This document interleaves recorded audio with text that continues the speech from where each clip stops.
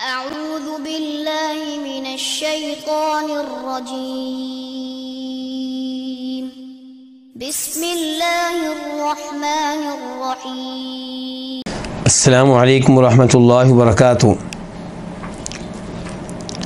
الحمد للہ رب العالمین والصلاة والسلام علی نبینا محمد وعلی آلہ وصحبہ اجمعین.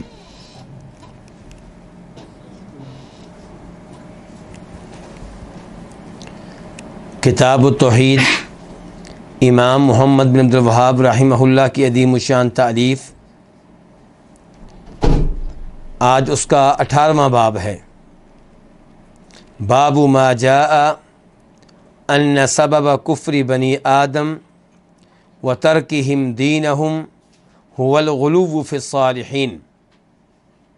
باب جو کچھ آیا ہے اس بارے میں کہ بنی آدم کے کفر کا سبب، انسانوں کے کفر کا سبب اور ان کے اپنے حقیقی دین کو چھوڑنے کا سبب کیا ہے؟ هو الغلو فی الصالحین.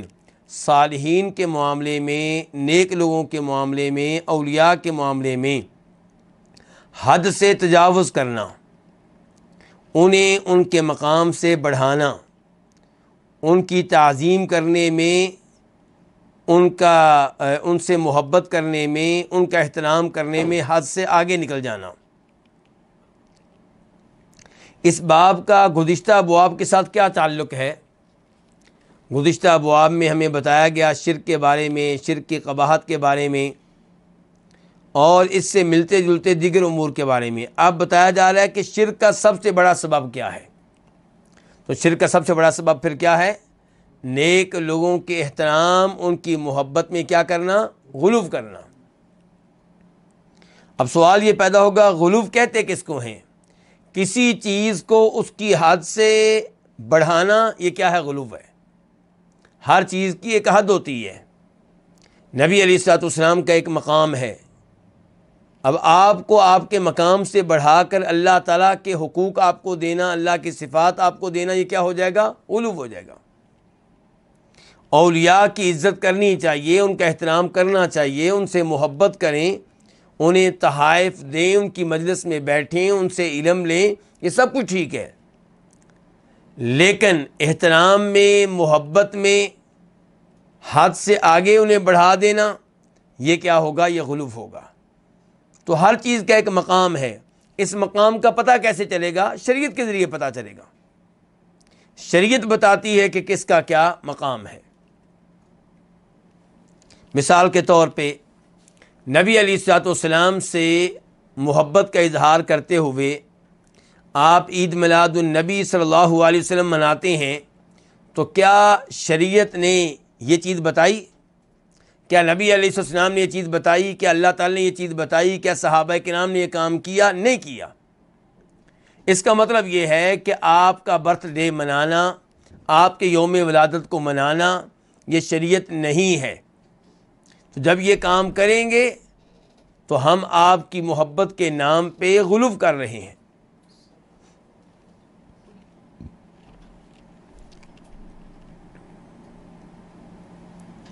تو یہ باب ہے. کس بارے میں؟ پھر خلاصہ کلام کیا ہوا اس باب کا کہ یہ باب واضح کرے گا کہ لوگوں کے کفر کا سبب اور ان کے دین حق کو ترک کرنے کا سبب کیا تھا؟ اولیاء کے معاملے میں کیا کرنا؟ غلو کرنا.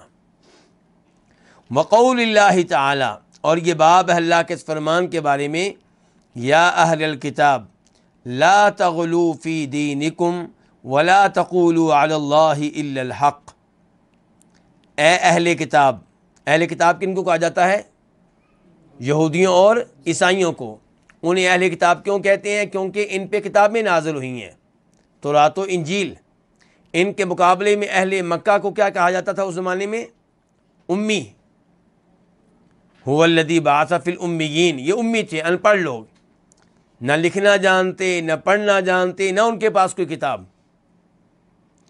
جبکہ یہودیوں عیسائیوں کو پڑھا لکھا سمجھا جاتا تھا، اور اہل کتاب سے مراد قرآن و حدیث میں عام طور پہ یہی ہوتے ہیں. تو یا اہل الکتابی، اے اہل کتاب، اے یہودیو عیسائیو، لا تغلو، تم غلوف نہ کرو، فی دینکم، اپنے دین کے معاملے میں۔ اس سے پتہ چلا کہ دین کے معاملے میں بھی حد سے آگے نکلنا کیا ہوگا؟ غلو ہوگا۔ مثال کے طور پہ آپ سے کہا گیا 5 وقت کی نمازیں پڑھیں اور یہ فرض ہیں، کوئی آدمی چھٹی نماز فرض کر لے تو کیا ہو جائے گا؟ غلو ہو جائے گا۔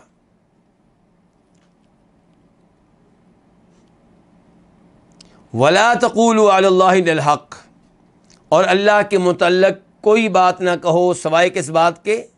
جو حق ہو۔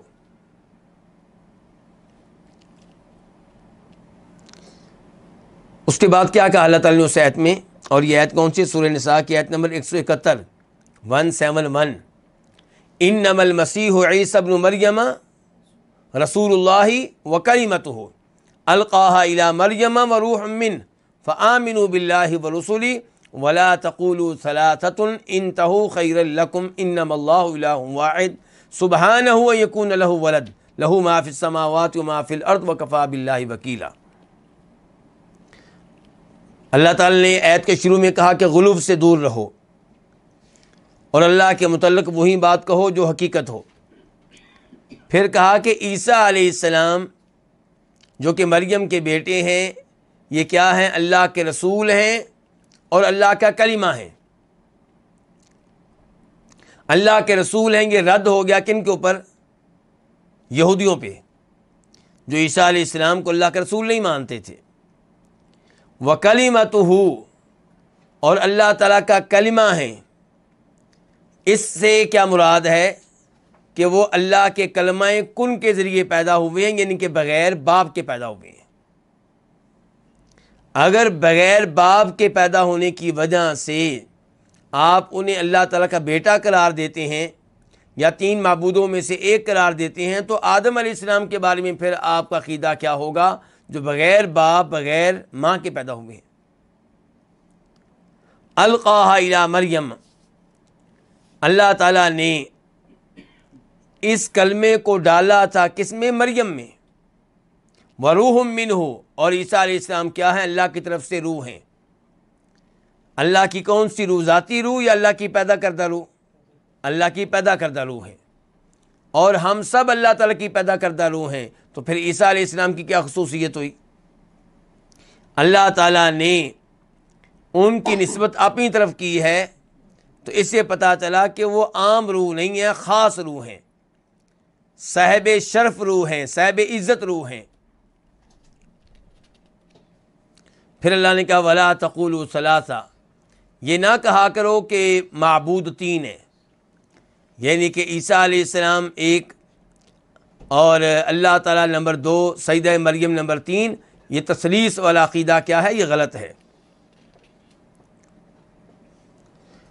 تو اس آیت میں اللہ تعالیٰ نے غلو سے روکا ہے، لیکن کس کو روکا ہے؟ کیوں جی؟ یہودیوں اور عیسائیوں کو۔ تو اس کا پھر ہمارے سے کیا تعلق ہوا؟ اللہ تعالیٰ نے یہودیوں اور عیسائیوں کو روکا، اور اس آیت کو اللہ تعالیٰ نے قرآن کا حصہ بنایا، اور قرآن نازل ہوا ہے میری اور آپ کی ہدایت کے لیے۔ تو جن کاموں کو اللہ نے غلط قرار دیا اور ان کاموں کا ارتکاب کرتے تھے یہودی اور عیسائی، وہ ہمارے لحاظ سے بھی غلط ہیں۔ تو اس سے پتہ چلا کہ جیسے غلو کرنا یہودیوں کے لحاظ سے غلط ہے، عیسائی غلو کریں تو غلط ہے، ایسے ہی مسلمان غلو کریں تو وہ بھی کیا ہے؟ غلط ہے۔ اور اس ایسے ہی بھی محسوس ہو رہا ہے کہ یہودیوں عیسائیوں کی تباہی، ان کی گمراہی کا ایک بڑا سبب کیا تھا؟ غلو۔ عیسیٰ علیہ السلام کے معاملے میں غلو کیا، رب کا بیٹا کہنے لگے، 3 معبودوں میں سے ایک کہنے لگے، ان کی عبادت کرنے لگے، انہیں مشکل کشا حاجت روا ماننے لگے۔ یہی وہ غلو تھا جس نے ان کو تباہ کیا۔ فی الصحیح، صحیح میں حدیث ہے، صحیح میں روایت ہے۔ صحیح سے مراد یہاں پہ کیا ہے؟ امام بخاری کی کتاب الصحیح، جس کا نام کیا؟ الجامع الصحیح۔ چونکہ اللہ تعالیٰ کی کتاب کے بعد، قرآن کریم کے بعد، سب سے زیادہ صحت کے لحاظ سے جو عمدہ کتاب ہے وہ صحیح بخاری ہے، اس لیے بہت سے مؤلفین کہہ دیتے ہیں الصحیح، اور مراد کس کو لیتے ہیں؟ امام بخاری کی صحیح بخاری کو، اور اس روایت کا نمبر ہے صحیح بخاری میں 4920 4920 عن ابن عباس۔ یہ روایت کس سے ہے مروی؟ عبداللہ ابن عباس رضی اللہ عنہما سے، یہ نبی علیہ الصلوۃ والسلام کے چچا کے بیٹے ہیں، اور چھوٹی عمر کے تھے نبی علیہ السلام کے زمانے میں، لیکن بڑی دل جمعی سے علم لیا، قرآن سیکھا، قرآن کی تفسیر سیکھی، احادیث سیکھی، اور سب سے بڑے مفسر کہلائے صحابہ کرام میں سے۔ نبی علیہ السلام نے ان کے لیے دعا کی تھی، اللہم فقہہ فی الدین وعلمہ التأویل۔ یہ مسند احمد میں روایت موجود ہے کہ اللہ اس بچے کو دین کا عالم بنا دے، دین کی فقاہت اس کو دے دے، دین میں بصیرت اس کو دے دے، اور اسے قرآن کا کیا بنا دے؟ مفسر بنا دے۔ تو عبداللہ ابن عباس سے روایت ہے اللہ کے اس فرمان کے متعلق کہ وَقَالُوا لَا تَذَرُنَّ آلِهَتَكُمْ وَلَا تَذَرُنَّ وَدًّا وَلَا سُوَاعًا وَلَا يَغُوثَ وَيَعُوقَ وَنَسْرًا، سورہ نوح ہے، اور اس کی آیت نمبر 23 وقالو، انہوں نے کہا، کنہوں نے؟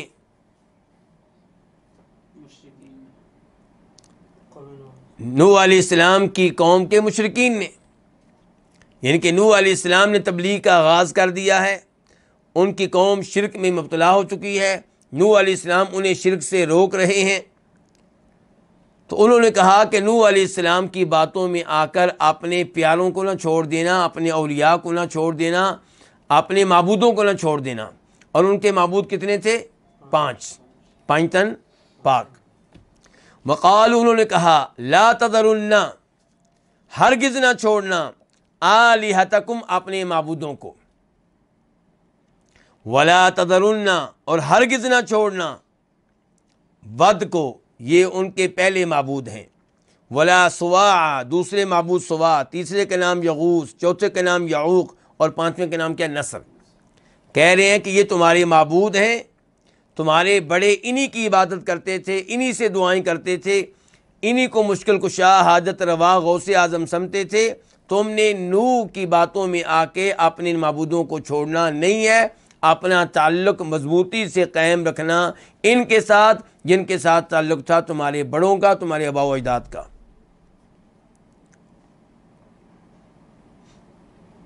قالا، یہ کون ہے؟ قالا کہتے ہیں کون؟ عبداللہ ابن عباس اس آیت کی تفسیر کر رہے ہیں، کہتے ہیں ہذہ اسماء رجال صالحین من قوم نوح، یہ نوح علیہ السلام کی قوم کے صالحین لوگوں کے نام ہیں۔ یہ بھی نام جو آپ نے سنے ہیں قرآن کریم کی آیت میں، ود، سواع، یغوث، یعوق، نصر، یہ نوح علیہ السلام کی قوم کے جو صالح لوگ تھے، نیک لوگ تھے، ان کے نام ہیں۔ اچھا، یہ نیک لوگ کس زمانے میں گزرے؟ نوح علیہ السلام کے فوت ہونے کے کتنے عرصے کے بعد یہ سامنے آئے؟ جی آپ سے سوال ہے ماشاءاللہ۔ جی جی، اللہ آپ کو جزائے خیر دے، یہی تو میں جاننا چاہ رہا ہوں کہ آپ میرے ساتھ ہیں کہ نہیں۔ تو یہ نوح علیہ السلام کے آپ کہہ سکتے ہیں کہ شاید پیدائش سے بھی پہلے کے بزرگ ہیں، اور یہ واقعی بزرگ تھے، نیک لوگ تھے، اللہ کی عبادت کرتے تھے۔ آپ جانتے ہیں کہ آدم علیہ السلام سے لے کے نوح علیہ السلام کے درمیان کتنی صدیاں گزری ہیں؟ 10، اور یہ 10 صدیوں میں کوئی شرک نہیں تھا، لوگ سارے کے سارے کس پہ تھے؟ توحید پہ تھے۔ یہ عبداللہ ابن عباس کی طرف سے وضاحت ہے اور صحیح سند کے ساتھ ہے۔ تو اسی زمانے میں یہ 5 بزرگ گزرے ہیں، توحید کے اوپر تھے، نیک لوگ تھے۔ پھر کیا ہوا وہ بتا رہے ہیں عبداللہ ابن عباس۔ تو پہلے یہ بتایا کہ یہ نام ہیں کن کے؟ رجال، کن کے؟ یہ مرد تھے، نیک لوگ تھے۔ یعنی کہ آج اگر ہم لوگوں کو شرک سے روکتے ہیں، کہتے ہیں اولیاء کو فوت ہونے کے بعد نہ پکارو، ان کے نام پہ جانور ذبح نہ کرو، کہتے ہیں کہ بتوں والی آیتیں ہم پہ پڑھتے ہو۔ وہ پرانی قوموں کا مسئلہ یہ تھا کہ وہ بتوں کی عبادت کرتی تھیں. ہمارے تو یہ بزرگ ہیں، نیک لوگ ہیں، تم نے نیک لوگوں کو بتوں کے ساتھ ملا دیا ہے. تو عبداللہ ابن عباس کی بات دھیان سے سمجھی جائے. وہ کہہ رہے ہیں کہ یہ بت ایسے نہیں تھے، ان بتوں کے پیچھے شخصیات تھیں، نیک لوگ تھے، اور یہ بت جو تھے یہ ان کی علامات تھیں، ان کی نشانیاں تھیں. فلما ہلکوا، جب وہ ہلاک ہو گئے، فوت ہو گئے، کون؟ نیک لوگ. اور نیک لوگوں کے لیے الفاظ کا استعمال کیا عبداللہ بن عباس نے؟ ہلاکو، کیا ہو گئے؟ ہلاک ہو گئے.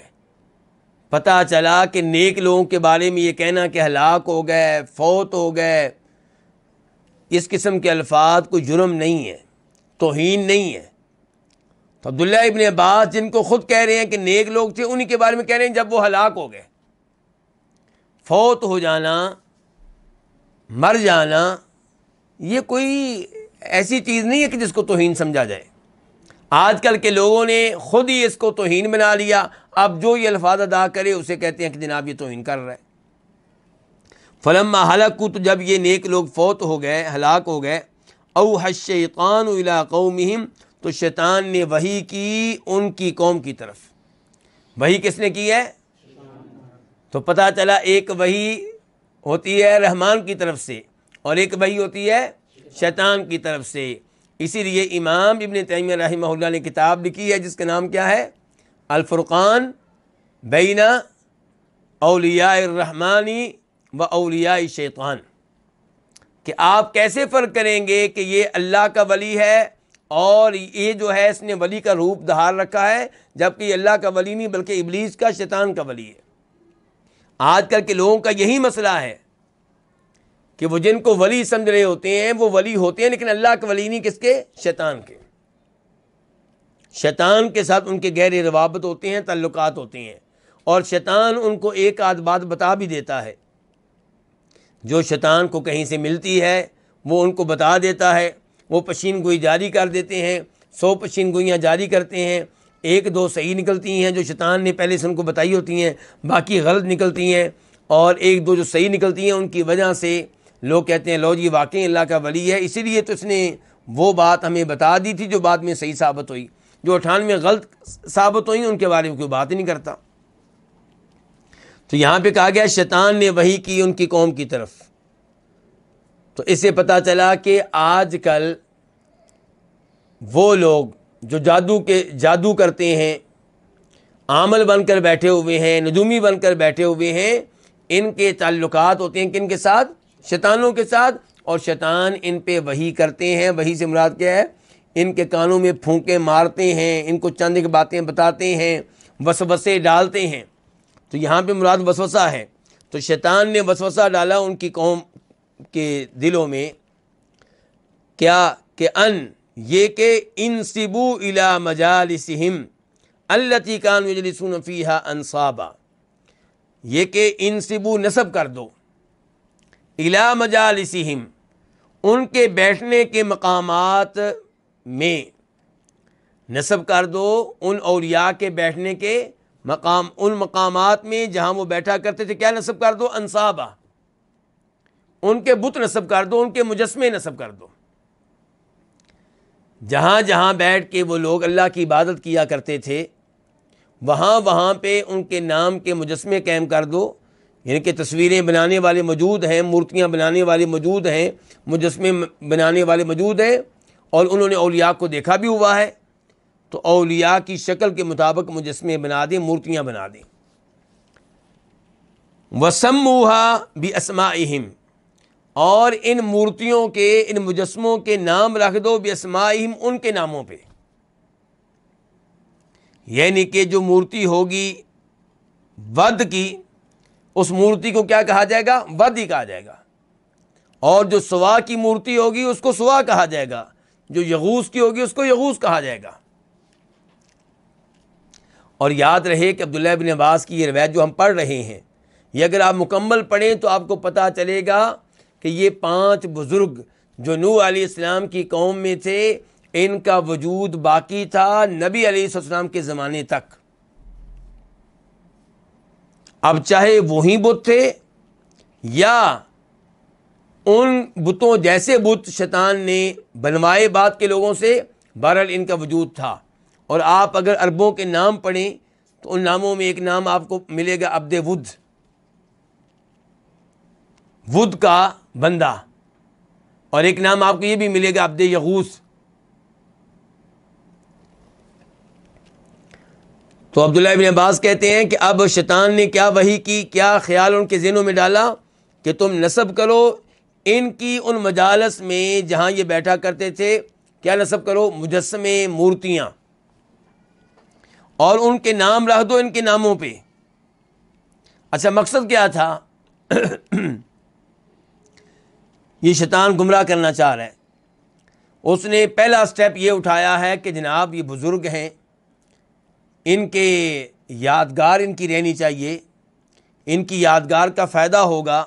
جہاں جہاں بیٹھ کے یہ عبادت کرتے تھے وہاں پہ مورتیاں، مجسمے موجود ہوں گے، ان کو دیکھ کے رب یاد آئے گا، ان کو دیکھ کے ہم میں عبادت کا شوق پیدا ہوگا۔ جب ہمیں احساس ہوگا اچھا یہ بزرگ تھے جنہوں نے اتنے اعتکاف کیے تھے، یہ بزرگ تھے جو اتنی نمازیں پڑھتے تھے، یہ بزرگ تھے جو اتنا ذکر کرتے تھے، تو ان کی یادگار جب رہے گی تو اس سے اللہ کی عبادت کا جوش اور جذبہ پیدا ہوگا۔ تو یہ ہوتا ہے نقصان کس کا؟ آثار قدیمہ کا۔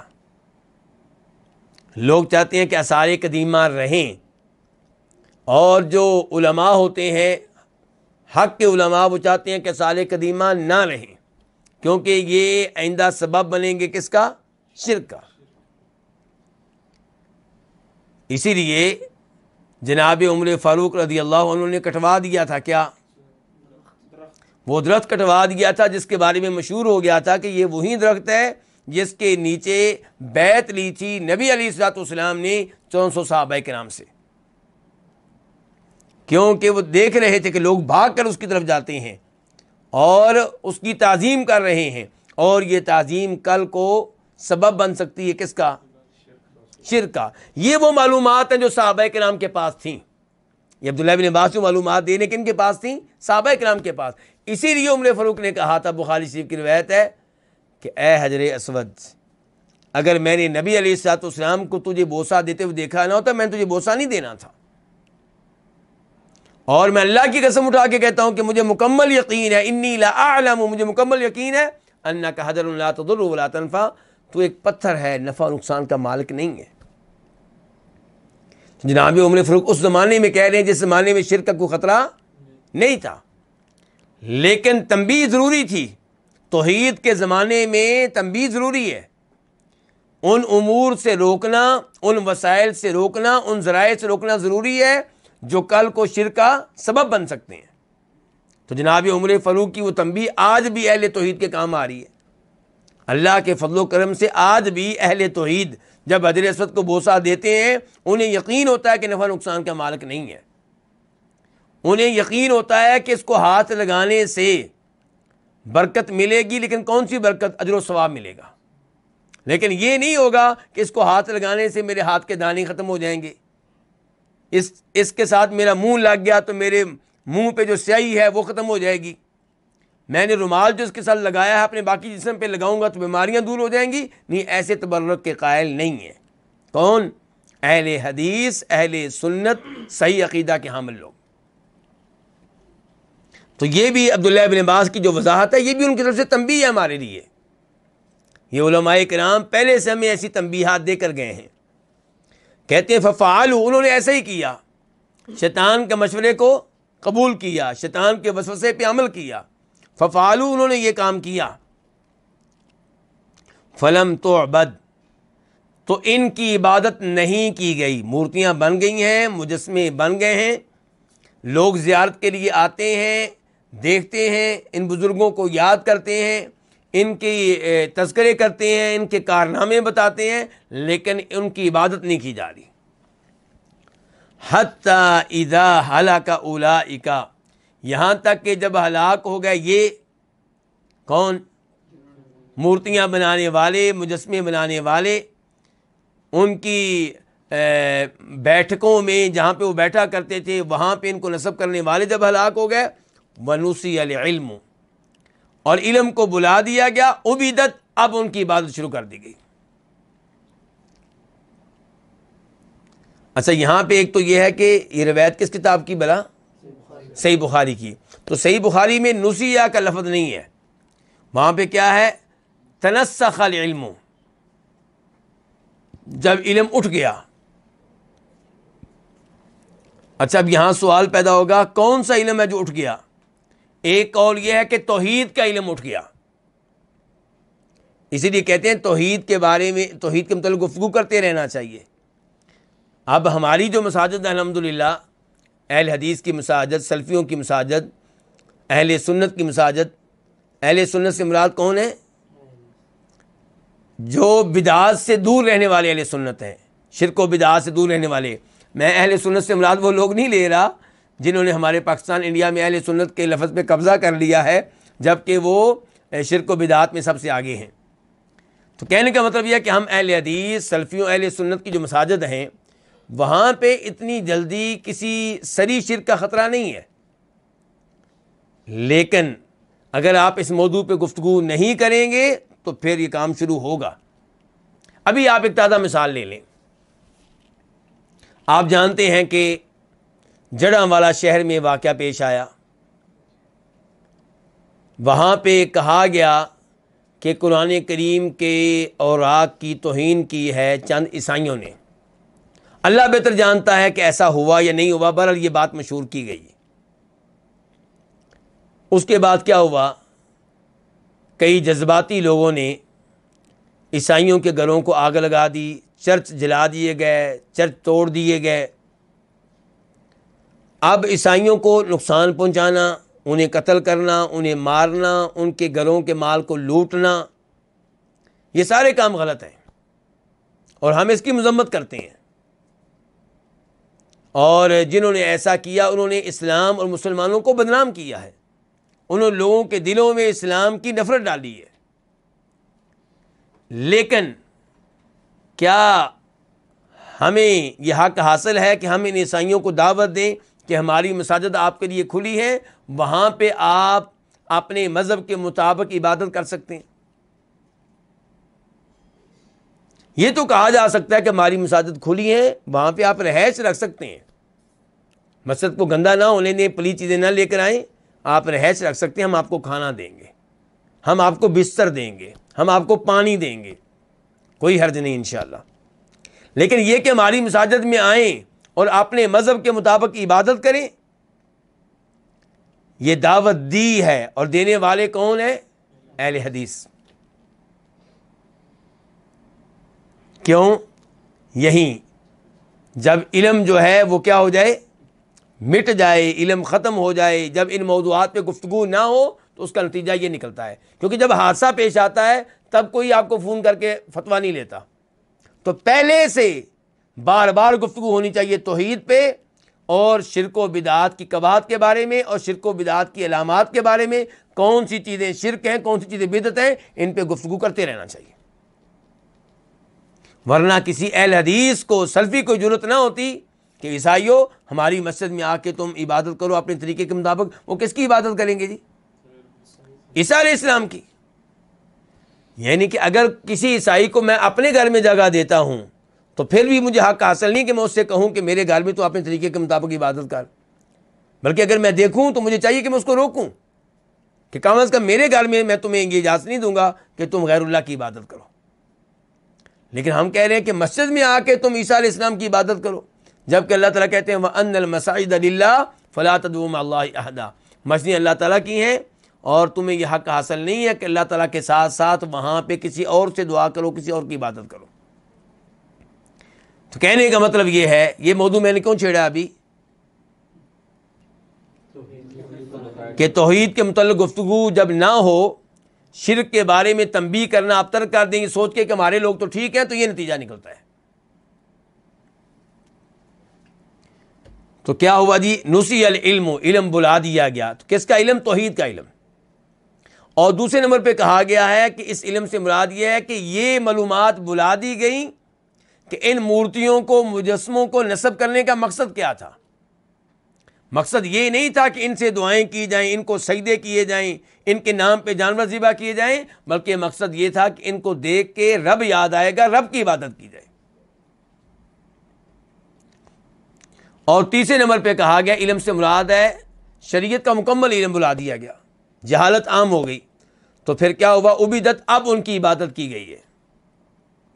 تو پتہ چلا کہ مسلمانوں میں سے جو اللہ تعالیٰ کے ساتھ ساتھ غیروں سے دعائیں کرتے ہیں، انہیں پکارتے ہیں مشکل اوقات میں، غیبانہ طور پہ ان کے نام پہ جانور ذبح کرتے ہیں، یہ اہل علم نہیں ہیں بلکہ جاہل ہیں، چاہے وہ اپنے آپ کو پڑھا لکھا کہیں۔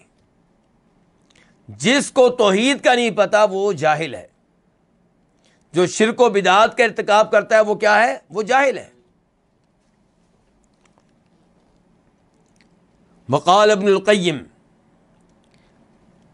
اس روایت کے بعد امام محمد بن عبد الوہاب رحمہ اللہ قول لے کر آئے ہیں، کس کا؟ امام ابن القیم رحمہ اللہ کا، بہت بڑے امام ہیں، شیخ الاسلام ابن تیمیہ رحمہ اللہ کے بہت بڑے شاگرد ہیں۔ کہتے ہیں قال غیر واحد من السلفی، سلف میں سے کئی ایک نے کہا ہے، سلف میں سے کئی ایک نے کہا ہے۔ یہاں پہ تھوڑی سی وضاحت کر دوں ابن القیم کی، کئی لوگوں کو غلط فہمی ہو جاتی ہے۔ ابن القیم کا مطلب کیا ہے؟ القیم کہتے ہیں ناظم کو، محتمم کو، کسی ادارے کا، کسی مدرسے کا، کسی مسجد کا محتمم جو ہوگا اس کو کیا کہیں گے؟ قیم۔ اور امام ابن الجوزی رحمہ اللہ، ان کی اولاد میں سے کسی ایک نے ایک مدرسہ قائم کیا تھا، اس کو کہا جاتا تھا مدرسہ الجوزیہ۔ اچھا، وہ مدرسہ جو تھا اس کے باری باری لوگ ناظم بنتے رہے، محتمم بنتے رہے، اور ایک وقت آیا کہ اس کی نظامت، اس کی ادارت، اس کا انتظام کس کے ہاتھ میں آ گیا؟ امام ابن القیم رحمہ اللہ کے والد کے ہاتھ میں۔ تو اس لیے ان کو کہتے تھے ابن قیم الجوزیہ، یعنی کہ جوزیہ مدرسے کے ناظم صاحب کے بیٹے، اور پھر تخفیف کے طور پہ کیا کہہ دیتے ہیں؟ ابن القیم، الف لام اس کے متبادل کے طور پہ کس کے؟ الجوزیہ کے، کہ ناظم صاحب کا بیٹا۔ تو امام ابن القیم رحمہ اللہ کہتے ہیں قال غیر واحد من السلفی، سلف میں سے کئی ایک نے کہا ہے کہ لما ماتو، جب وہ فوت ہو گئے، کون؟ نیک لوگ، عکفوا علی قبورہم، تو وہ لوگ بیٹھنے لگے ان کی قبروں پہ۔ جلسوا نہیں یہاں پہ کہا، کیا کہا؟ عکفوا، یعنی کہ جم کر بیٹھنا، اسی سے ہوتا ہے نا اعتکاف۔ اعتکاف میں آپ کیا کرتے ہیں کہ مسجد میں جاتے ہیں اور باہر نکل آتے ہیں؟ نہیں، باقاعدہ 10 دن کے لیے، باقاعدہ چند دنوں کے لیے آپ بیٹھ جاتے ہیں، مسجد سے باہر نکلتے ہی نہیں آپ۔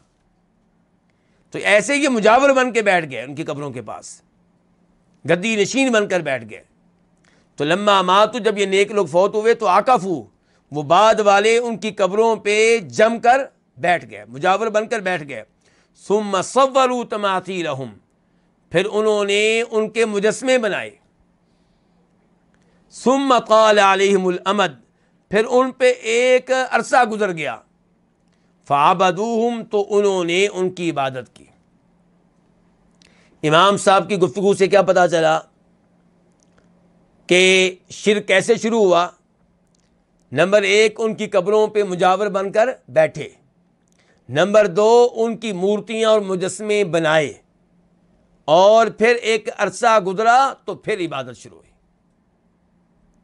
تو پتہ چلا کہ قبروں کے پاس مجاور بن کر بیٹھنا یہ سبب اور ذریعہ ہے کل کو شرک کے شروع ہونے کا، اور بزرگوں کی مورتیاں بنانا، ان کے مجسمے بنانا، ان کی تصویریں بنانا، عقیدت کے طور پہ انہیں لٹکانا، یہ سبب اور ذریعہ ہے کل کو شرک کے شروع ہونے کا۔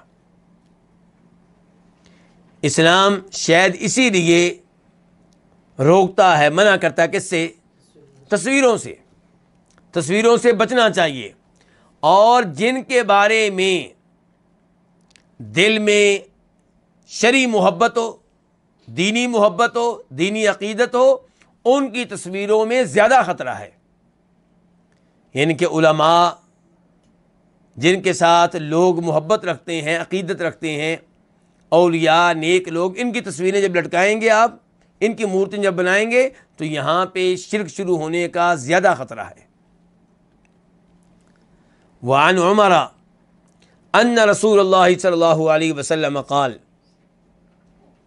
اچھا ابن القیم رحمہ اللہ کی بات انہوں نے کہاں سے لی ہے؟ ان کی کتاب اغاثۃ اللہفان سے۔ اب ہے وعن عمر، جناب عمر فاروق سے روایت ہے کہ ان رسول اللہ صلی اللہ علیہ وسلم قال، کہ رسول اللہ صلی اللہ علیہ وسلم نے کہا۔ اور جب یہ روایت آپ پوری پڑھیں گے تو پتہ چلے گا کہ اس کو عمر فاروق سے روایت کرنے والے کون ہیں؟ عبداللہ ابن عباس۔ کون ہے؟ عبداللہ ابن عباس۔ وہ کہتے ہیں کہ عمر فاروق کو میں نے سنا، وہ ممبر پہ کھڑے کہہ رہے تھے، اس کا مطلب ہے خطبہ دے رہے تھے، اور اس کا مطلب ہے خطبے میں ان کے سامنے بڑے بڑے صحابہ کرام بیٹھے ہوں گے، ان کے سامنے انہوں نے یہ حدیث بیان کی ہے۔ کنہوں نے بیان کی ہے؟ عمر فاروق رضی اللہ تعالی عنہ نے،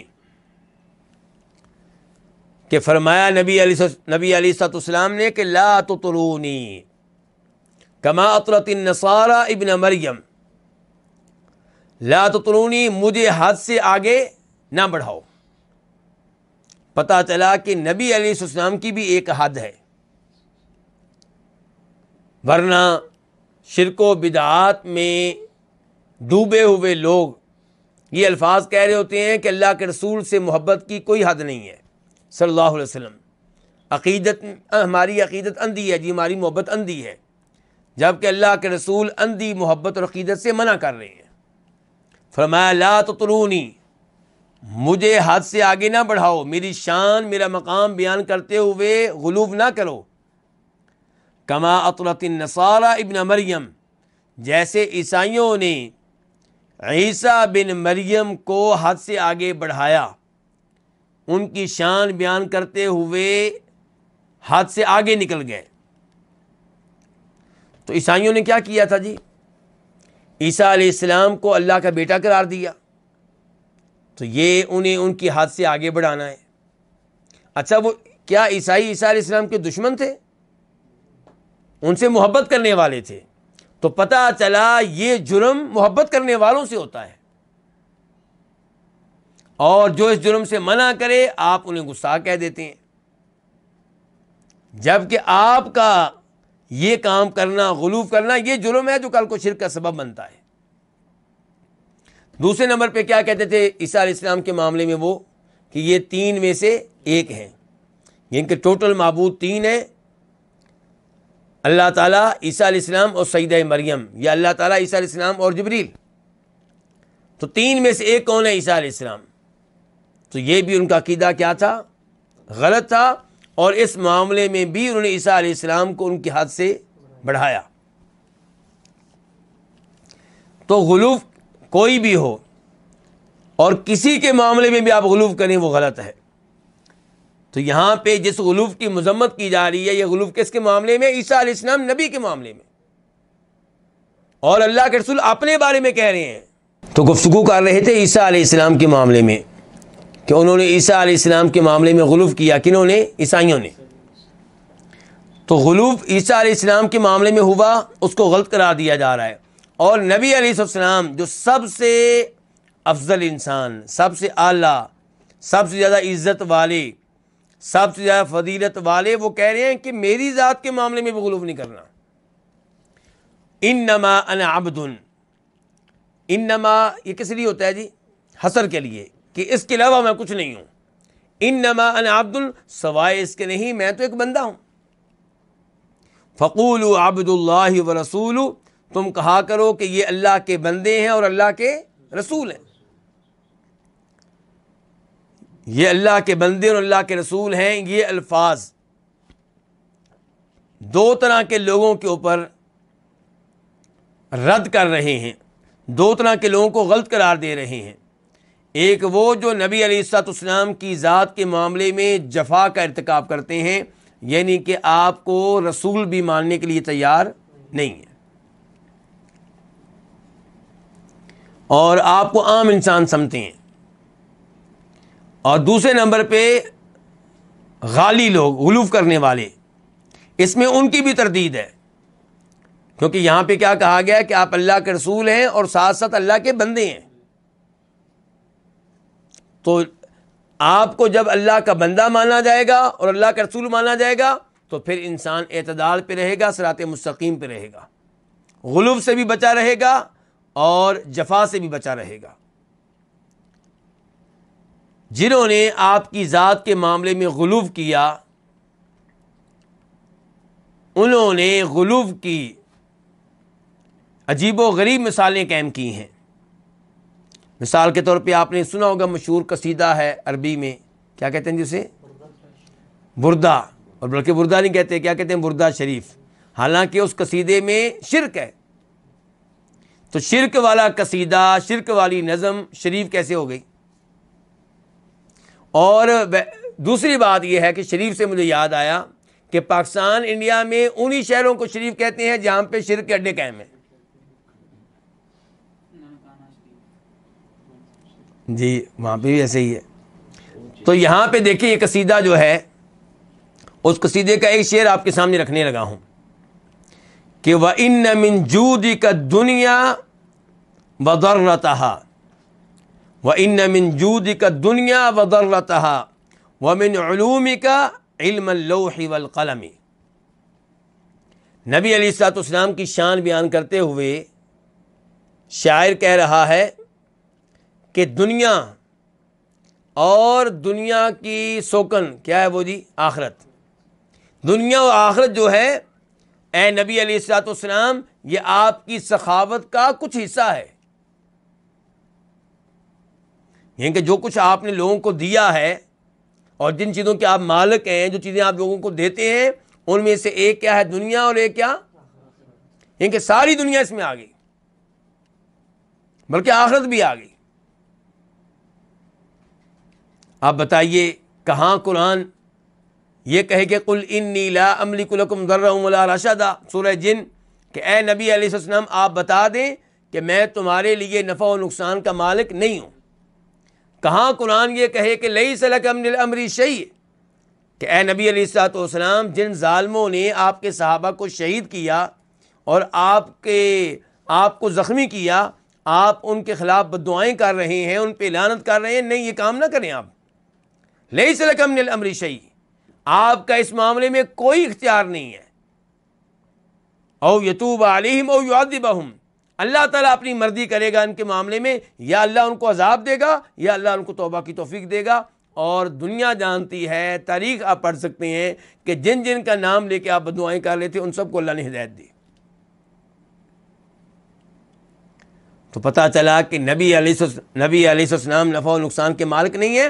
آپ تو اپنے چچا کو, اپنے محسن چچا کو, وہ چچا جو آپ کا دفاع کرتے رہے, آپ کی حمایت کرتے رہے, انہیں مسلمان نہ کر سکے, انہیں ایمان لانے کی توفیق نہ دے سکے, کیونکہ توفیق اللہ کے ہاتھ میں ہے. انک لا تہدی من احببت ولکن اللہ یہدی من یشاء. اور یہ شاعر کیا کہہ رہا ہے کہ اے نبی دنیا بھی آپ کی دی ہوئی ہے, آپ کی تقسیم ہے, آپ کا فیض ہے, اور آخرت بھی آپ کی تقسیم ہے, آپ کی سخاوت ہے. اس کے بعد کیا کہتا ہے وَمِنْ عُلُومِكَ عِلْمَ اللَّوْحِ وَالْقَلَمِ, کہ آپ کا علم اتنا وسیع, آپ کا علم اتنا زیادہ کہ لوح و قلم آپ کے علم کا کچھ حصہ ہے. لوح و قلم سے کیا مراد ہے؟ تقدیر کی تختی اور تقدیر کا قلم. یہ کہ تقدیر میں جس میں ہر انسان کے بارے میں ہر قسم کی معلومات ہیں, وہ کہہ رہا ہے کہ اللہ کے نبی کے علم کا کچھ حصہ ہے. غلو کی انتہا, مبالغے کی انتہا. جبکہ نبی علیہ الصلوۃ والسلام کیا کہتے ہیں؟ آپ سیدہ عائشہ سے کہہ رہے ہیں جن پہ تہمت لگے ہوئے تقریباً 21 دن ہو چکے ہیں کہ عائشہ اگر تم سے غلطی ہو گئی ہے تو اللہ تعالیٰ سے معافی مانگ لو, اللہ تعالیٰ اس بندے کو پسند کرتا ہے جس سے غلطی ہو جائے تو معافی مانگ لے. کبھی سیدہ عائشہ کے بارے میں مشورہ کر رہے ہیں کس سے؟ امیر المومنین جناب علی سے, کبھی لونڈی بریرہ سے رضی اللہ تعالی عنہ, کبھی اسامہ بن زید سے. جو نبی عالم الغیب ہو وہ لوگوں سے مشورہ کرے گا اپنی وائف کے بارے میں. نبی علیہ السلام یقیناً اپنی وائف کے بارے میں، ہماری ماں سیدہ عائشہ کے بارے میں اس نے ظن رکھتے تھے، لیکن بہرحال یہ تھا کہ انسان ہے سیدہ عائشہ بھی، تو آپ نے کہا کہ اگر تم سے غلطی ہو گئی ہے تو اللہ سے معافی مانگ لو۔ اور پھر وہ صحابہ کرام جو شہید ہوئے تو آپ شہید کرنے والوں کے خلاف بددعائیں کر رہے ہیں، اگر آپ عالم الغیب ہوتے تو انہیں نہ بھیجتے۔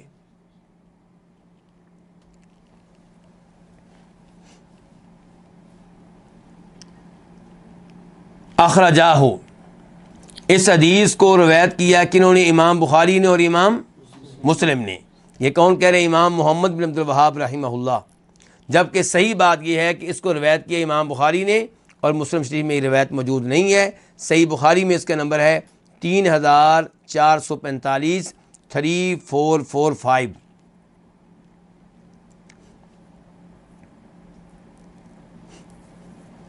اس کے بعد میری کتاب میں تو جگہ خالی ہے تھوڑی سی، آپ کی کتاب میں بھی خالی ہے؟ نہیں۔ تو بہرحال میری کتاب میں جگہ خالی ہے، تو اس خالی جگہ میں کیا ہونا چاہیے؟ عن ابن عباس۔ آپ کے پاس کیا ہے جی؟ کیا؟ وقال۔ اور تو وہ اس کا مطلب ہے کہ جگہ خالی ہے آپ کے پاس۔ عن ابن عباس ہوگا تو قال ہوگا نا، ٹھیک ہے، اور واو کے بغیر ہوگا۔ عن ابن عباس قال، عبداللہ ابن عباس سے روایت ہے، قال انہوں نے کہا، قال رسول اللہ صلی اللہ علیہ وسلم، فرمایا نبی صلی اللہ علیہ وسلم نے، ایاکم والغلو، بچو، دور رہو، کس سے؟ غلو سے۔ یعنی کہ غلو اتنی خطرناک چیز ہے کہ نبی علیہ الصلوۃ والسلام اس سے اس طرح منع کر رہے ہیں، اس انداز سے روک رہے ہیں جیسے کوئی آدمی سانپ دیکھے تو شور ڈال دیتا ہے، بھئی بچو بچو بچو سانپ آ گئی، اس انداز سے آپ کہہ رہے ہیں ایاکم الغلو، غلو سے بچو، یعنی کہ انتہائی خطرناک چیز ہے غلو، اس سے دور رہو۔ اچھا، غلو کس معاملے میں ہوتا ہے؟ دین کے معاملے میں، نیک لوگوں کے معاملے میں۔ تو نیک لوگوں کی عزت کرنی چاہیے، محبت کرنی چاہیے، یہ بہت اچھی بات ہے، لیکن جب حد سے بڑھائیں گے تو غلو ہو جائے گا، وہ غلط ہے۔ تو ایسے ہی نیکیاں کرنے میں غلو کرنا کیا ہے؟ بدعت کا ارتکاب کرنا۔ اور یہ حدیث اس وقت ہم پڑھ رہے ہیں، یہ کس موقع پہ آپ نے بیان کی تھی؟ جب نبی علیہ الصلوۃ والسلام حج کے دوران مزدلفہ سے منا آ رہے ہیں، عبداللہ ابن عباس سے کہا ہے کہ میرے لیے کنکریاں اٹھاؤ جو آپ نے مارنی ہیں۔ کس کو؟ جمرہ کو۔ جمرہ جس کو ہمارے لوگ کیا کہتے ہیں؟ شیطان کہتے ہیں۔ تو عبداللہ ابن عباس نے آپ کو کنکریاں پکڑائیں، 7 کنکریاں چنے کے دانے کے برابر تھیں۔ تو آپ نے کہا اس موقع پہ بِمِثْلِ هَٰذِهِ فَرْمُوا، کہ ان کنکریوں جتنی کنکریاں تم نے مارنی ہیں۔ پھر کہا ایاکم والغلو، غلو سے بچو۔ کیا مطلب؟ اگر تم بڑی کنکریاں مارو گے تو کیا ہوگا؟ غلو ہوگا۔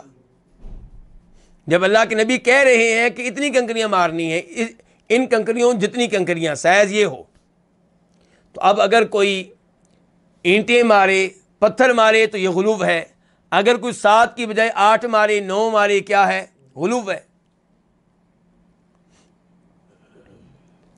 اور میں نے پہلے بھی شاید یہ چیز آپ کے سامنے رکھی تھی، دوبارہ بیان کر رہا ہوں کہ ایک سعودی شیخ ہیں جن کے نام ہے کیا ہے؟ سلیمان الجبیلان، شیخ الجبیلان۔ یہ اپنی گفتگو میں مزاح بھی کرتے ہیں، لوگوں کو ہنسا بھی لیتے ہیں۔ تو ان کا یعنی کہ ایک کلپ آج بھی موجود ہے یوٹیوب پہ، اس میں وہ کہہ رہے ہیں کہ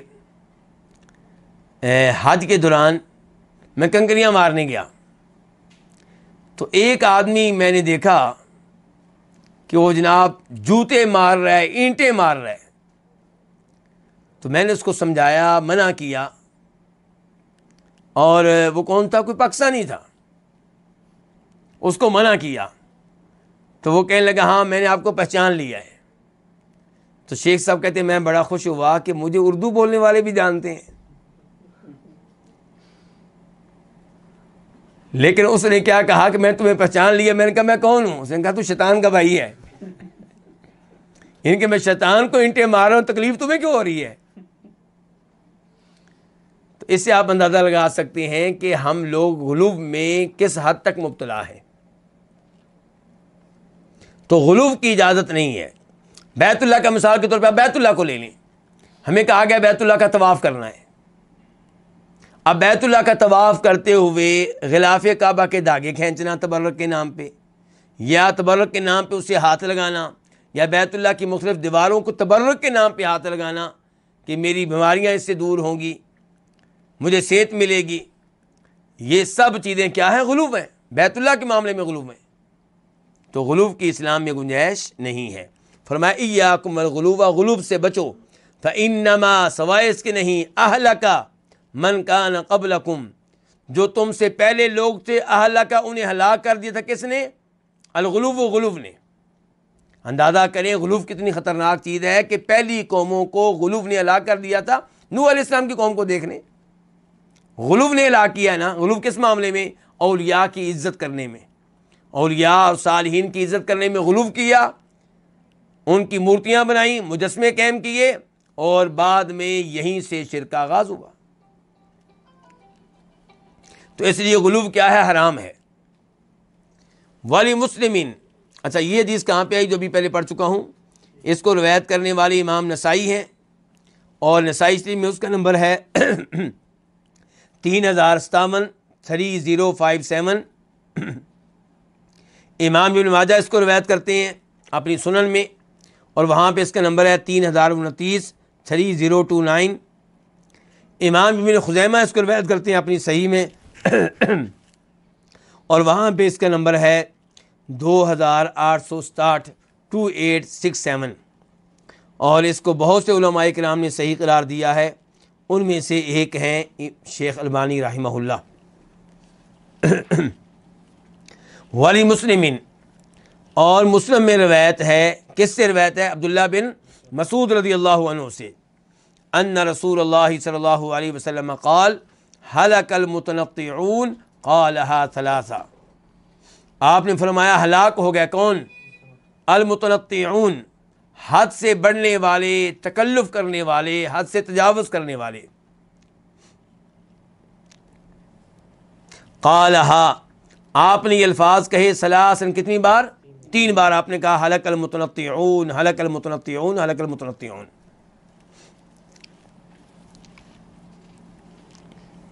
اچھا, ان احادیث کا غلط استعمال بھی ہو رہا ہے. اس کی مثال کیا ہے کہ کسی کو دیکھا کہ وہ اپنی شلوار ٹخنوں سے اوپر رکھتا ہے, تو اس کو کیا کہا کہ تم کیا کر رہے ہو؟ غلو کر رہے ہو, تلطف کر رہے ہو, تکلف کر رہے ہو. اسلام میں ایسی چیزیں نہیں ہیں. کسی کی داڑھی لمبی دیکھی تو کیا کہا کہ تم غلو کر رہے ہو, تم تکلف کر رہے ہو. افسوس ہوتا ہے کہ لفظ غلو کا بھی غلط استعمال ہو رہا ہے. تو یہ درست نہیں ہے. جن چیزوں کے بارے میں اللہ کے رسول نے کہا کہ انہیں کیا جائے, ان پہ عمل کرنا غلو نہیں بلکہ اعتدال ہے, وسطیت ہے, میانہ روی ہے. تو اس حدیث سے بھی پتہ چلا کہ نبی علیہ السلام نے منع کیا کس سے؟ غلو سے. فیہ مسائل. اب ہم آتے ہیں کہ اس باب کی احادیث اور آیات میں کیا کیا مسائل ہیں. الاولی, پہلا مسئلہ, ان من فہم ھذا الباب وبابین بعد, کہ جو آدمی اس باب کو سمجھ لے اور ان 2 ابواب کو سمجھ لے جو اس باب کے بعد میں آ رہے ہیں, تبین لہ, اس کے لیے واضح ہو جائے گا. کیا واضح ہو جائے گا؟ غربت الاسلام, اس کے لیے اسلام کی اجنبیت واضح ہو جائے گی. اس کو پتہ چل جائے گا کہ اسلام اجنبی ہے, حقیقی اسلام لوگوں کے پاس نہیں ہے. ورآ, اور وہ آدمی دیکھے گا, من قدرت اللہ, اللہ کی قدرت میں سے, وتقلیبہ للقلوب, اور اس کے دلوں کو پھیرنے میں سے کیا دیکھے گا؟ العجب, عجیب چیزیں دیکھے گا. یعنی کہ اگر آپ یہ باب اور بعد والے 2 باب پڑھ لیں, سمجھ لیں, تو آپ کو پتہ چلے گا حقیقی اسلام اجنبی ہے, لوگوں کے پاس موجود نہیں ہے. لوگ شرک و بدعات پہ لگے ہوئے ہیں, غلو پہ لگے ہوئے ہیں, اس کو اسلام سمجھ رہے ہیں. تو پھر آپ دیکھیں گے کہ اللہ تعالیٰ دلوں کو کیسے پھیرتے ہیں. جس کو اللہ تعالیٰ چاہتے ہیں ہدایت دیتے ہیں، اور جس کو چاہتے ہیں اللہ تعالیٰ ہدایت سے محروم رکھتے ہیں. الثانیہ، دوسرا مسئلہ، معرفت اول شرک حدث علی وجہ الارض، روئے زمین پہ، علی وجہ الارض سطح زمین پہ، روئے زمین پہ جو سب سے پہلا شرک ہوا اس کی معرفت. یعنی کہ ہمیں اس باب کے ذریعے پتہ چلا کہ زمین پہ جو سب سے پہلے شرک ہوا تھا اس کے بارے میں کیا معلومات ہے، وہ کیسے شروع ہوا تھا. تو انہو کیا پتہ چلا جی، پھر ہمیں کیا پتہ چلا اس کے بارے میں کہ انہو بشبہۃ الصالحین، کہ بے شک وہ جو پہلا شرک تھا وہ صالحین کے شبے سے ہوا. کیا مطلب؟ صالحین نے ان کے لگا دیا تھا شرک پہ، انہوں نے مغالطے میں ڈالا تھا؟ نہیں، صالحین کی محبت کے شبے سے ہوا. یعنی کہ ان لوگوں نے سمجھا کہ ہم یہ صالحین نیک لوگوں سے محبت کر رہے ہیں، ان کی مورتیاں بنا کے ان کی قبروں پہ مجاور بن کر بیٹھے ہوئے ہیں، تو ہم یہ نیکی کا کام کر رہے ہیں، محبت اور عقیدت کا اظہار کر رہے ہیں، جبکہ یہ چیز انہیں لے گئی کس کی طرف؟ شرک کی طرف. تو شرک کا سب سے پہلے جو آغاز ہوا ہے وہ صالحین کی محبت سے ہی ہوا ہے. اس لیے نیک لوگوں سے محبت، علماء سے محبت کے معاملے میں غلو سے بچیں. ایسا نہیں ہونا چاہیے کہ آپ اپنے اولیاء اور اپنے علماء کی وجہ سے قرآن کی آیت کو نظر انداز کر دیں، نبی علیہ السلام کی حدیث کو نظر انداز کر دیں، اور ان کے ساتھ وہ سلوک کریں جو سلوک کل کو شرک میں آپ کو مبتلا کر سکتا ہے. آپ اللہ کے نبی کی طرف دیکھ لیجئے کہ آپ غلو سے کیسے روکتے رہے. اگر صحابہ کرام آپ کی آمد پہ کھڑے ہوتے تھے تو آپ اس پہ ناراضگی کا اظہار کرتے. امام ترمذی روایت کرتے ہیں انس بن مالک رضی اللہ تعالیٰ عنہ سے کہ ہمیں نبی علیہ الصلوۃ والسلام سے زیادہ محبت کسی اور سے نہیں تھی. اس کے باوجود آپ کی آمد پہ ہم کھڑے نہیں ہوتے تھے کیونکہ ہمیں معلوم تھا کہ آپ اس حرکت کو ناپسند کرتے ہیں. یہ کیا ہے؟ یہ غلو سے روکنا ہے. ورنہ یہ نہیں کہ کسی کے آنے پہ آپ کھڑے ہوں گے تو شرک ہو جائے گا، لیکن یہ چیز شرک کی طرف لے کر جائے گی. اور میں بار بار وضاحت کرتا ہوں، کھڑے ہونے سے مراد یہ نہیں ہے کہ آپ سلام لینے کے لیے کھڑے نہیں ہو سکتے، آپ مصافحہ کرنے کے لیے کھڑے نہیں ہو سکتے. جو کھڑا ہے آپ اس سے مصافحہ لیں گے، کھڑے ہو کے لیں گے، گلے ملیں گے، کھڑے ہو کے ملیں گے. لیکن وہ انداز جو اسکولوں میں اختیار کیا جاتا ہے، عدالتوں میں اختیار کیا جاتا ہے کہ اسکول ٹیچر آئے، جج صاحب آئے، بچے اور جو لوگ ہیں وہ کھڑے ہو گئے، مصافحہ لینے کے لیے نہیں، گلے ملنے کے لیے نہیں، جب وہ بیٹھے گا تب بیٹھیں گے ادب کے نام پہ، تعظیم کے نام پہ. یہ غلط ہے. ایسے ایک آدمی نے کہہ دیا تھا کہ اللہ کے رسول وہ ہوگا جو اللہ چاہے گا اور آپ چاہیں گے. تو یہ بھی غلو تھا کہ اللہ اور اللہ کے رسول کی مشیت کو ایک جیسا کر دیا گیا، برابر کر دیا گیا. آپ نے اس سے بھی منع کیا، فرمایا کیا تم مجھے اللہ کا شریک بنا رہے ہو؟ تو نبی علیہ الصلوۃ والسلام نے غلو سے روکا ہے، اپنی ذات میں غلو سے روکا ہے. اور ابھی حدیث ہم نے پڑھی ہے، کیا کہا تھا کہ ایسے غلو نہ کرنا میرے معاملے میں جیسے عیسائیوں نے غلو کیا تھا عیسیٰ علیہ السلام کے معاملے میں. الثالثہ، تیسرا مسئلہ، اول شیء غیر بہ دین الانبیاء، سب سے پہلی چیز جس کے ذریعے نبیوں کے دین کو تبدیل کیا گیا وہ کیا تھی؟ پھر غلو. نبیوں کا دین تبدیل کیا گیا، یعنی کہ اسے شرک میں بدل دیا گیا، توحید والے دین کو شرک میں بدل دیا گیا. تو آغاز کس سے ہوا تھا؟ غلو سے ہوا تھا. وما سبب ذالک، اور یہ بھی پتا چلا کہ اس کا سبب کیا تھا. سب سے پہلی چیز جس سے نبیوں کے دین کو تبدیل کیا گیا وہ کیا تھا؟ شرک. اور اس کا سبب کیا تھا؟ غلو. مع معرفتی ان اللہ ارسلہم، یہ جاننے کے ساتھ ساتھ کہ اللہ تعالیٰ نے ان کو بھیجا تھا. کن کو؟ نبیوں کو. نبیوں کو اللہ تعالیٰ نے بھیجا، اس کے باوجود ان کے دین کو تبدیل کیا گیا. اور سبب اس کے پیچھے کیا تھا؟ کہ نبیوں کے معاملے میں، صالحین کے معاملے میں غلو کرنا. الرابعہ، چوتھا مسئلہ، سبب قبول البدع مع کون الشرائع والفطر تردها، بدعتوں کو قبول کرنے کا سبب جب کہ شریعتیں اور فطرتیں تردها، بدعتوں کو مسرد کرتی ہیں، انہیں نہیں مانتی. یعنی کہ ہماری شریعت میں بدعت کو غلط قرار دیا گیا اور ہماری فطرت میں بھی یہی ہے کہ بھئی دین دینے کا حق حاصل ہے کس کو؟ صرف نبی علیہ السلام کو، بعد میں اس میں کسی قسم کا اضافہ غلط ہے، تو شریعت اور فطرت دونوں بدعت کے خلاف ہیں۔ اس کے باوجود معاشرے میں بدعتیں رواج پاتی ہیں، لوگ بدعتوں کو قبول کرتے ہیں۔ وجہ کیا ہے؟ شیطان کا بدعتوں کو مزین کرنا، خوشنما بنا کر پیش کرنا۔ جیسے شیطان نے نوح علیہ السلام کی قوم کے لوگوں کو مزین بنا کر پیش کیا، کیا شرک، وہ کیسے کہ صالحین کے کیا بناؤ، یادگاریں قائم کرو اور ان کی قبروں پہ بیٹھو، یہیں سے شرک کا آغاز ہوا۔ الخامسہ ان سبب ذلک کلہ مزج الحق بالباطل، اس سب کا سبب کیا ہے؟ حق کو باطل کے ساتھ کیا کر دینا؟ مکس کرنا، خلط ملط کر دینا۔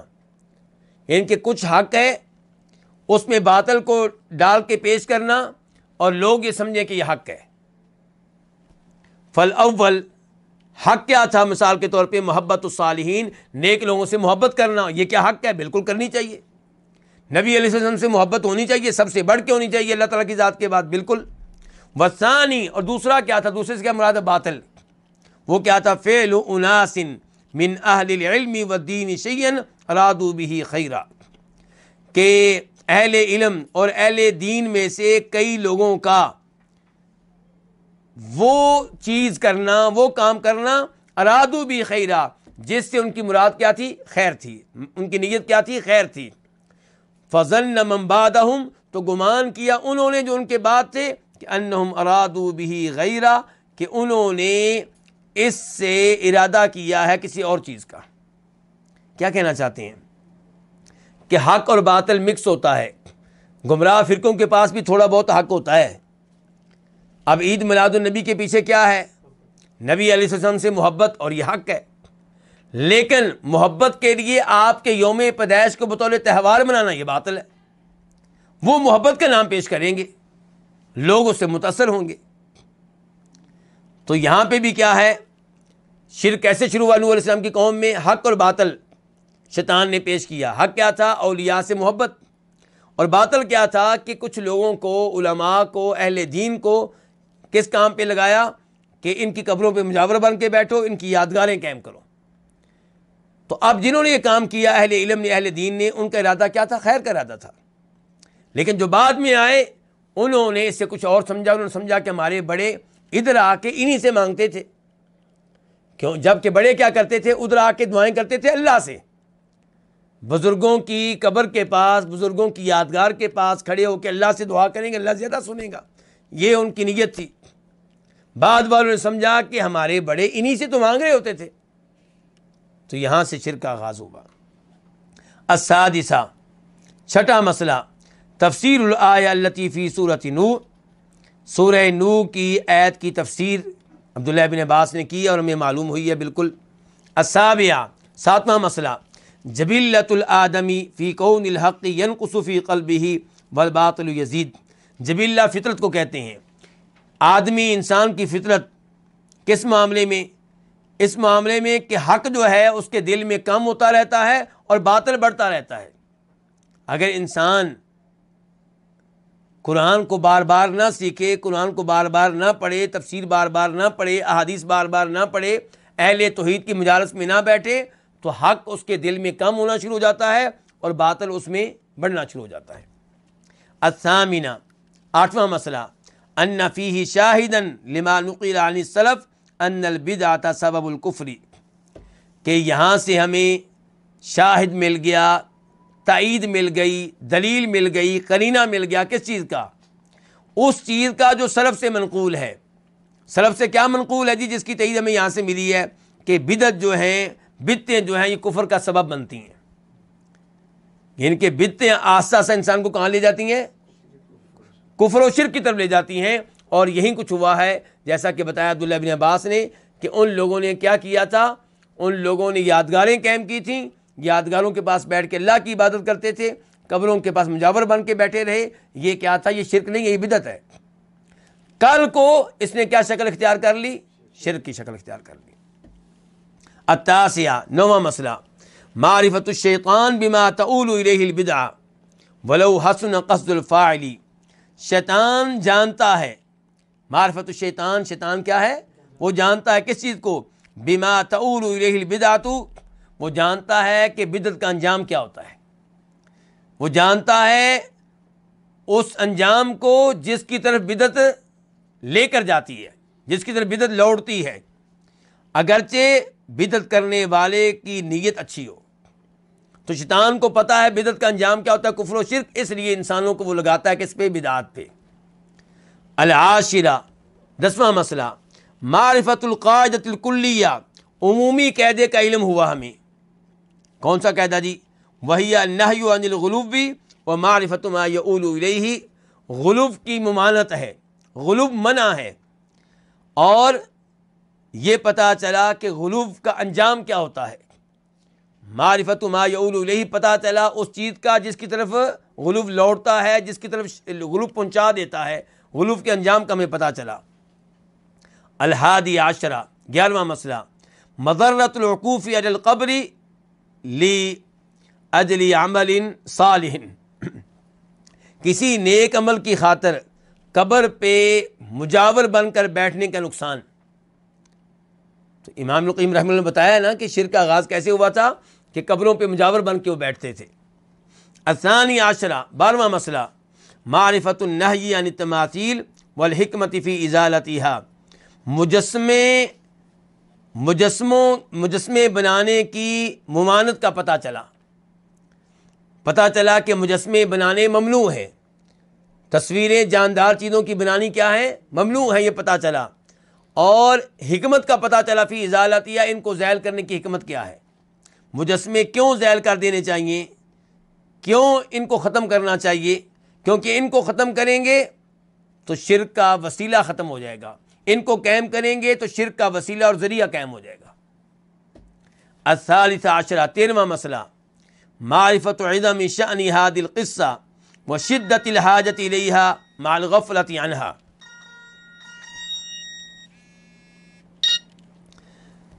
ہمیں پتہ چلا اس واقعہ کے معاملے کی عظمت کا، اہمیت کا۔ عظم سے مراد آپ کیا لے لیں؟ اہمیت۔ ہمیں پتہ چلا کہ اس واقعے کے بارے میں جاننا اس کی بڑی اہمیت ہے۔ جو اس واقعے کو جان لے گا، کون سے واقعے کو؟ کہ نوح علیہ السلام کی قوم میں شرک کیسے شروع ہوا، جو اس واقعے کو جان لے گا وہ آج کل ان امور سے دور رہے گا اور شرک سے بچ جائے گا۔ تو معرفت عظم شأن هذه القصہ، اس واقعے کے معاملے کی اہمیت کا علم ہوا۔ اور کیا علم ہوا؟ وشدت الحاجت الیہا، یہ پتہ چلا کہ اس واقعے کو جاننے کی بہت زیادہ ضرورت ہے، مع الغفلۃ عنہا، جب کہ لوگ اس سے کیا ہیں؟ غافل ہیں، لوگ اس واقعے کو نہیں جانتے، لوگوں کو نہیں پتہ شرک کیسے شروع ہوا تھا نوح علیہ السلام کی قوم میں۔ الرابع عشرہ، 14واں مسئلہ، وہی اعجب و اعجب، یہ بہت عجیب ہے اور بہت ہی عجیب ہے۔ وہ کیا؟ قراءتہم ایہا فی کتب التفسیر والحدیث، کہ وہ پڑھتے ہیں، وہ لوگ علماء وغیرہ وہ پڑھتے ہیں ایہا، اس واقعے کو، کتب تفسیر میں بھی اور کتب حدیث میں بھی، کیونکہ ہمارے مؤلف نے واقعہ کہاں سے لیا ہے؟ حدیث کی کتاب سے لیا ہے نا، اور تفسیر میں بھی آتا ہے اس آیت کی تفسیر میں۔ تو لوگ پڑھتے ہیں اس واقعے کو کتب تفسیر میں اور کتب حدیث میں۔ ومعرفتہم بمعنی الکلام، اور وہ جانتے ہیں اس کلام کے معنی اور مفہوم کو۔ وَقَوْنُ اللَّهِ حَالَ بَيْنَهُمْ وَبَيْنَ قُلُوبِهِمْ، لیکن اللہ تعالیٰ ان کے درمیان اور ان کے دلوں کے درمیان حائل ہو گئے ہیں، یعنی کہ ان کو چاہیے کہ اللہ سے ہدایت مانگیں تاکہ اس واقعے سے ان کو عبرت ملے، سبق ملے، لیکن یہ واقعہ پڑھتے ہیں اور بہرے گونگے بن کے آگے گزر جاتے ہیں، شرک کو چھوڑنے کے لیے تیار نہیں ہے۔ شاید اللہ تعالیٰ نے ہدایت کی ان کو توفیق نہیں دی، یعنی کہ اللہ تعالیٰ حائل ہو گیا ان کے درمیان، کے دلوں کے درمیان۔ حتیٰ اعتقدوا، یہاں تک کہ انہوں نے یہ عقیدہ رکھا، ان فعل قوم نوح هو افضل العبادات، کہ نوح علیہ السلام کی قوم کا جو عمل ہے وہ افضل ترین عبادت ہے۔ کیا عمل؟ کہ صالحین کی بہت زیادہ عزت کرنا، نیک لوگوں کی حد درجے تعظیم کرنا، اس کے بارے میں وہ کیا سمجھتے ہیں کہ یہ بہترین عبادت ہے۔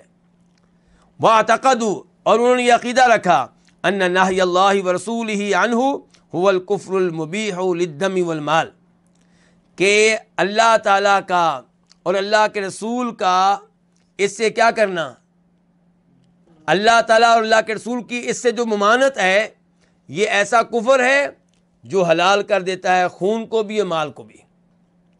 کیا مطلب جی؟ اللہ کے رسول نے کس سے روکا ہے؟ صالحین کے معاملے میں غلو کرنے سے۔ ایسے ہی ہے جی، غلو کرنے سے منع کیا ہے۔ تو یہ غلو سے جو منع کرنا ہے، یہ ایسا جرم ان لوگوں نے بنا دیا ہے کہ جو یہ کام کرے اس کو کافر کہتے ہیں اور سمجھتے ہیں کہ اسے قتل کرنا جائز ہے، یہ گستاخ ہے، یہ اولیاء کی عزت نہیں کرتا۔ واضح ہو گیا علماء کرام؟ الخامس عشرہ التصریح انہم لم یریدوا الا الشفاعہ، اس بات کی بھی صراحت ہو گئی کہ ان کا ارادہ نہیں تھا اولیاء کی تعظیم سے مگر شفاعت کا، کہ ہماری شفاعت کریں گے روز قیامت۔ یہ اللہ تعالیٰ سے رابطہ کرتے ہیں، بلکہ ان کا تو یہ بھی عقیدہ کہ دنیا میں بھی رابطہ کرتے ہیں فوت ہونے کے باوجود، یعنی کہ ان کا ارادہ جو تھا وہ کیا تھا؟ شفاعت کا تھا۔ پتہ چلا شفاعت سبب بنتی ہے، عقیدہ شفاعت کس چیز کا؟ شرک کا۔ ایک ہے شفاعت کا صحیح عقیدہ، وہ تو ہونا چاہیے، روز قیامت انبیاء، اولیاء، فرشتے شفاعت کریں گے ان کے حق میں جن کے حق میں اللہ چاہے گا، مرضی اللہ کی چلے گی، وہ درست عقیدہ شفاعت ہے۔ یہ ہے غلط کہ سمجھتے ہیں کہ اگر وہ بزرگ جو فوت ہو گئے ہیں ان کی قبروں پہ آ کے چادریں چڑھائیں، بکرے ذبح کریں اور ان کا عرس منائیں، دیگیں تقسیم کریں، ان سے دعائیں کریں، تو یہ کیا کرتے ہیں؟ ہماری شفاعت کرتے ہیں۔ السادس عشرہ، بس یہ 2-3 مسئلے رہ گئے ہیں۔ 16واں مسئلہ ظنہم، ان کا یہ خیال کرنا، ان العلماء الذین صوروا صور ارادوا ذلک، کہ وہ علماء، وہ اہل علم جنہوں نے ان کی کیا بنائی تھیں؟ تصویریں بنائی تھیں، انہوں نے اس چیز کا ارادہ کیا تھا۔ کس چیز کا؟ جو وہ کر رہے ہیں، یعنی کہ وہ سمجھتے رہے کہ جنہوں نے ان کی صورتیں بنائی تھیں اسی لیے بنائی تھیں تاکہ ہم ان کی عبادت کریں، ان سے دعائیں کریں، شفاعت کے لیے ان سے رابطے کریں، ان کے لیے جانور ذبح کریں۔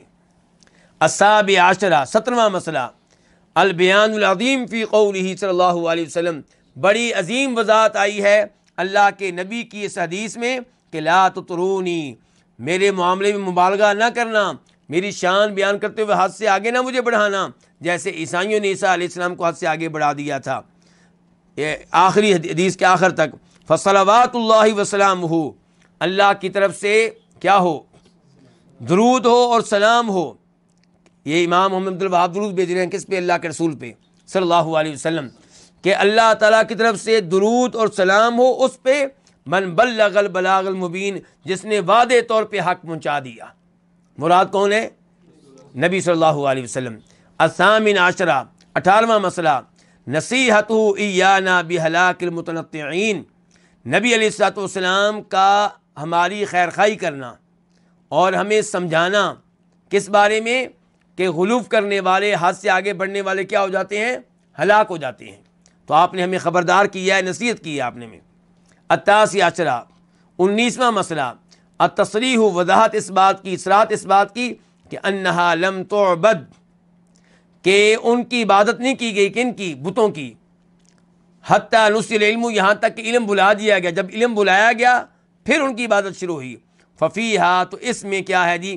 بیان معرفت قدر وجودہ و مضرت فقدہ، اس میں وضاحت ہے علم کے موجود ہونے کی شان کی، ان کے سے پتہ چلا کہ علم ہونا چاہیے، ایسی آیات پڑھی جائیں جو توحید والی ہیں، حدیثیں بتائی جائیں، علم رہنا چاہیے۔ و مضرت فقدہ، اور علم کے نہ ہونے کا نقصان بھی واضح ہوا۔ جب علم نہیں ہوتا تو شرک شروع ہوتا ہے، بدعات شروع ہوتی ہے، علم ہوتا ہے تو وہاں پہ بدعات نہیں ہوتی، وہاں پہ شرک نہیں ہوتا۔ العشرون، 20واں اور آخری مسئلہ ان سبب فقد العلم موت العلماء، علم کے نہ ہونے کا سبب کیا ہے؟ علماء کا فوت ہو جانا۔ تو ان کے علماء جنہوں نے وہ مجسمے قائم کیے تھے وہ فوت ہو گئے تو پھر شرک شروع ہوا۔ جب تک علماء زندہ تھے تب تک غلو تو ہو رہا تھا لیکن کم از کم شرک نہیں تھا۔ اللہ رب العزت سے دعا ہے کہ اللہ تعالی ہمیں توحید کو صحیح معنوں میں سمجھنے کی توفیق عنایت فرمائے اور شرک و بدعات سے لوگوں کو دور کرنے میں اپنا کردار ادا کرنے کے اللہ تعالی ہمیں توفیق دے۔ وصلی اللہ تعالی علی نبینا محمد وعلی آلہ وصحبہ اجمعین۔